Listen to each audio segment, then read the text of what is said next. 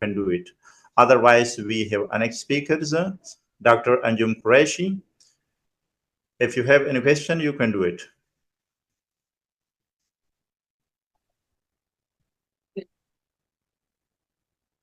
Can I share my screen? Thank you, Doctor.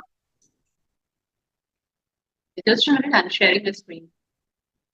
Yeah, sure. Now you can share your screen.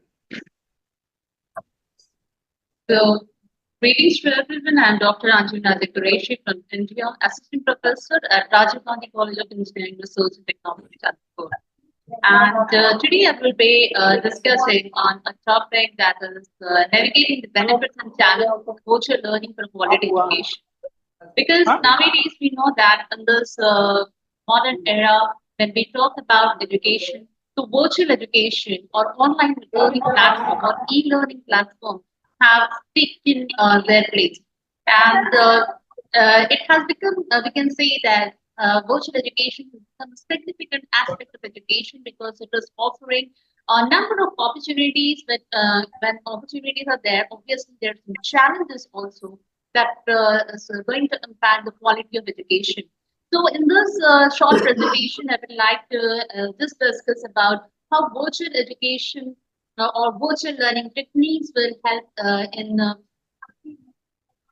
quality of education. Because sustainable development goal number 4 here we talk about quality education. So, how virtual education will help in quality education. This is what we'll be learning. So if we talk about India, this is actually a survey that followed with your.com. This says that these are the top learning online platforms in India, like the Grow.Google, the Swayam portal. Swayam portal, it actually has courses from NPTEL, from IGNU and CET. There are various associations for it, and then they offer certificate courses, 8 weeks, 12 weeks courses, or even more than that, where the students or the faculty or anyone who's interested in continue with the course, they can get the certificate after an exam. So this is this is a self-paced learning courses that you will get completing good assignments, and after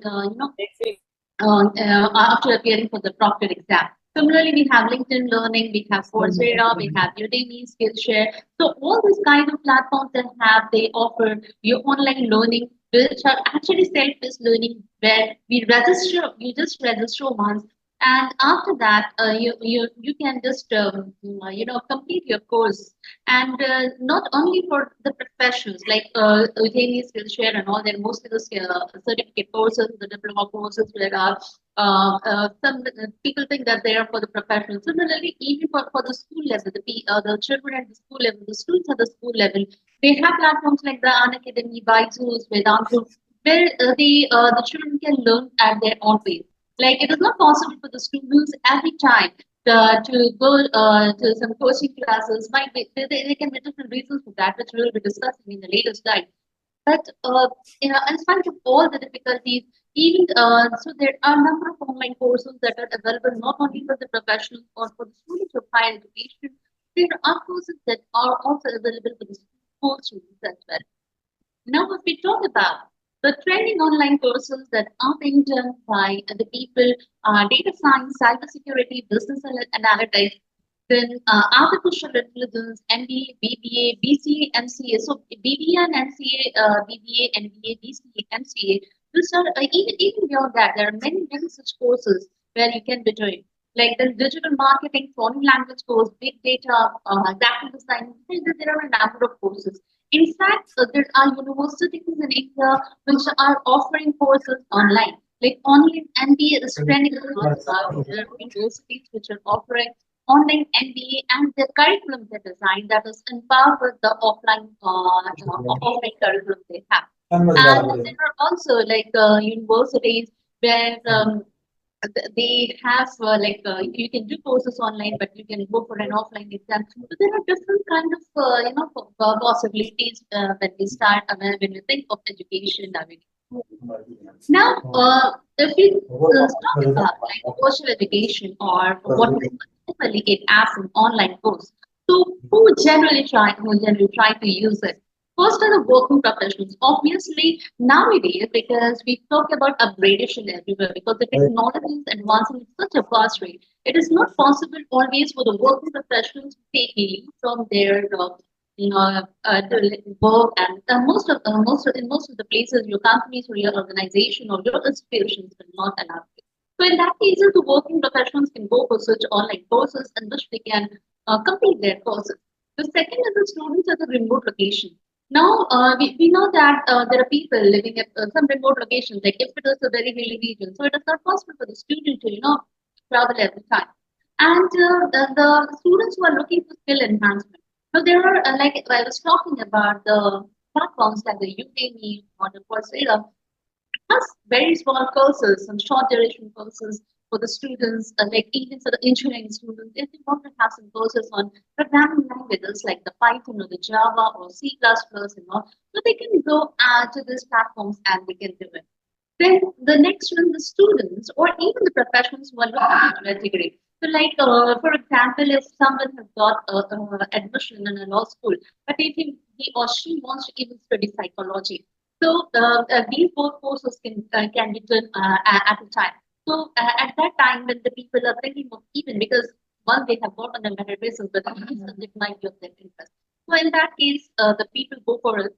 Then the students looking for affordable education, of course, because if we generally try to compare the course fees of online education is a bit less. It is just not very less, we can say, about 50% and more, but still it is less. So sometimes the students who are thinking of having affordable education also try to go for the virtual education. Then, if there anything for anything who are trying to plan, who are planning for an online course, so what are the advantages and the disadvantages of that? Because we know that anything we take, obviously, there have to be two sides of the coin. So when we talk about virtual education, then firstly, there is flexibility in learning because any time of the day, you can just switch on your laptop or you can switch on your mobile and you can continue with your course, you can study your course material. Affordable education, it is called affordable because most of the online courses, if you compare with the offline courses, the course fees will be less. The self-paced learning, this that I already discussed, and great accessibility education. Great accessibility education because you can study your courses from a number of devices. You can study your courses at any place.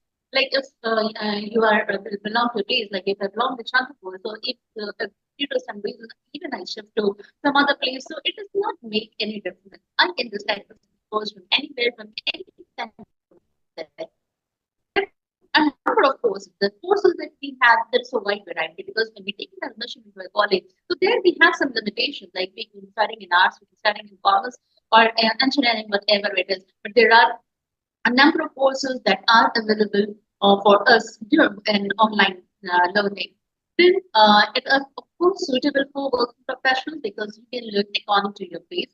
And the best thing is that yes, it has equal value as regular course. But here I would like to just elaborate it. Like, but before choosing for the virtual courses, you should be very careful because nowadays there are many cyber threats and many hackers are there or many duplicate sites are there. So there you have to be very careful before you get an admission any kind of online courses. You should make proper inquiry. You should do proper evaluation and only do it. Otherwise, if you do online courses from a recognized university, then it is not going to make so much difference for you. The disadvantages or the cons of the virtual education is first, the people think that lack of face-to-face interaction because when we are in offline class, we have the teacher in front of us and we are able to talk to them so that the personal touch is missing. Then you don't have sometimes you don't have practical exposure. It is not possible practically to go to lab, but somewhere even the facilities are there. It is not about all the courses and yes, of course, online courses are not suitable for all types of courses because if you go for courses like engineering or you go for courses like medical, then you have to go to the lab and you have to practice something. So completely relying on online courses will not help. They load peer interaction because when you go to an offline class, you have your classmates, you have your class fellows, you can easily interact with them and you can exchange lot of information for them. But this is not so much allowed or so much possible in the online classes. Then restricted professional networks. So this is again a problem sometimes which the people face while going for this. Now, till now, I was talking completely about online or completely about virtual education. There is one more technique that was being that is being used that is called the blended learning. So in the blended learning, so actually this online and offline is being combined. So this blended learning actually, many skills, many colleges are going to it because what it will have is okay, the classroom teaching will be there, like whatever with the school time, like 9 to 2 or 10 to 5, whatever school or college time that we'll be having. But along with that, many of the much of the education material is provided online to them, or sometimes as per the requirement of the student, the teacher may arrange it in the class with students. For example, I have to complete my syllabus or something like that. We can be even having that, or we can even remind the syllabus where a part of it will be completed in the online and part of it will be completed in the offline. So even blended learning that is again a very good option that is being done. So if we talk about types of blended learning, so first is the online classroom teaching and learning. So yes, there will be an online class. That online class is very similar to like that like we are having a meeting on Zoom or a Google Meet. Then self-paced learning is there because in that we know the learning management system with LMS that most of the institutions are using, or we might be using a Google Classroom where the study materials being shared by the teachers in the form of PDFs, they can be textbooks, they can be videos, they can be some kind of quiz. So all the study materials being shared by the teachers and the students can use it at their own pace. So it is self-paced learning. Then online self-study techniques, this is something that the students will try to develop and the teachers can be guiding them. And as I was talking about the practicals here, sometimes online practical lab sessions can also be there, but it is not possible every time because in that if we see there will be will be requiring high technical infrastructure is required where if I'm doing an experiment in the lab, so everyone seeing it should be able to to see it. So yes, only practical sessions are there, but it's not possible every time. So for the blended learning, so when we're combining this online and the offline techniques, so I guess the advantage is that it will allow experiments to experiment with the learning style, and it is using interactive media to enhance the learning process. And because the online modules are also there, because the teacher will teach in the class, and it is also providing study material online. So this will actually act as a supplement for the lectures and this is again unaffected by the geographical time.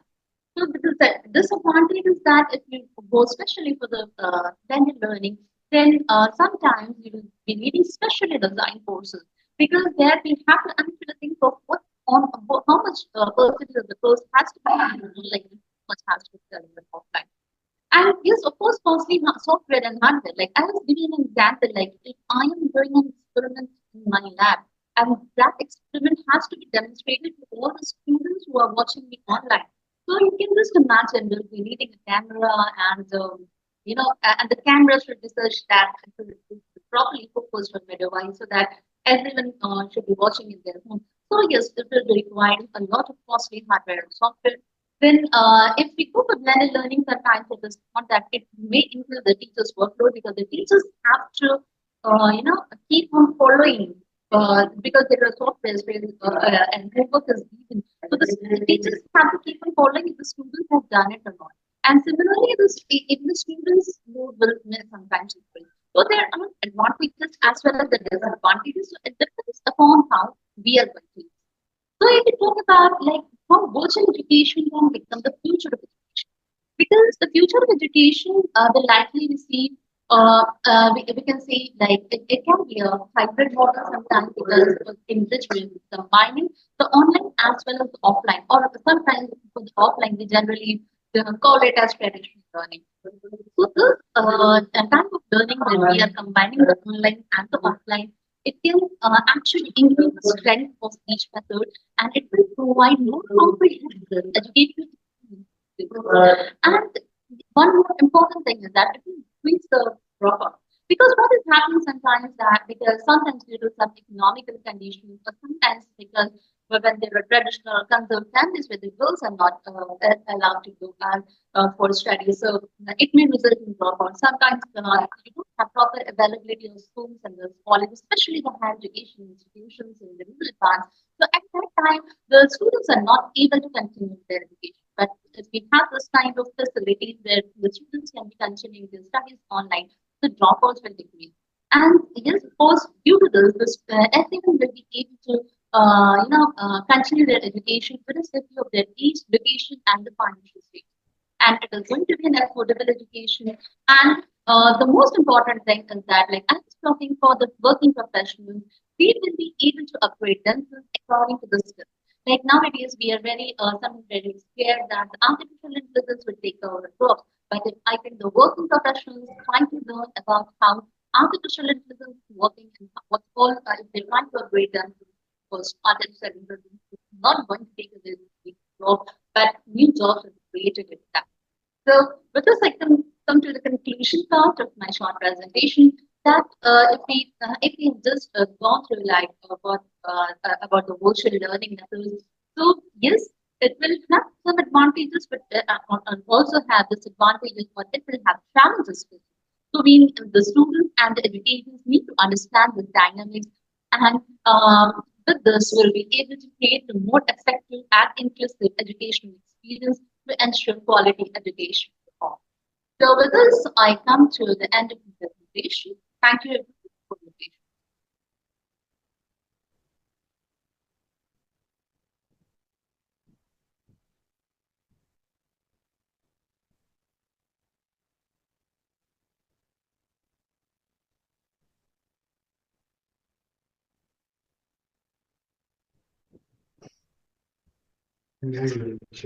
Thank you, Doctor. Thank you, Dr. Anjum Qureshi, for your presentations. From participant, if you have any questions, you can do it from Anjum Qureshi.